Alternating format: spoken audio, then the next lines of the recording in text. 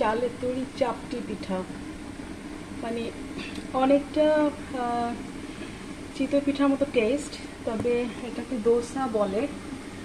আমার দোসাটা এক্স্যাক্টলি যে পুরোপুরি হয়েছে তা না, তবে সুন্দর হয়েছে, খারাপ হয়নি। আজকে আমার লাঞ্চ হবে দোসা আর হচ্ছে গরুর মাংস। দেখা যাচ্ছে আমি রাতে এসছি 10:30, তারপর মাংসটা ম্যারিনেট করা ছিল আগে থেকেই।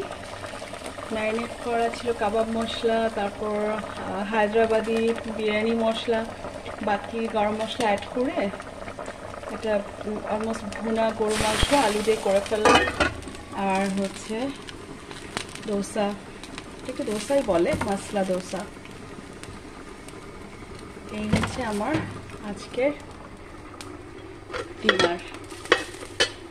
আর যদিও আমি একটু বর্ডারলাইন ডায়াবেটিক, তারপরে একটা ড্রিঙ্কস থাকবে, এটা অ্যাপেল ফ্লেভার মেরিন্ডা। তো একটু শেয়ার করলাম। আমি এখন খেতে বসবো, যদিও আমাকে বটিমে হারন কল দিচ্ছে, সমান আমি রিসিভ করতে পারছি না। এখন বাজে রাত 11:30, খাওয়া দাওয়া করবো। আর এই মেরিন্ডাটা খুবই মজা, আপনারাও টেস্ট করতে পারেন, অ্যাপেল ফ্লেভার। তো রেখে দিচ্ছি, আল্লাহ হাফেজ।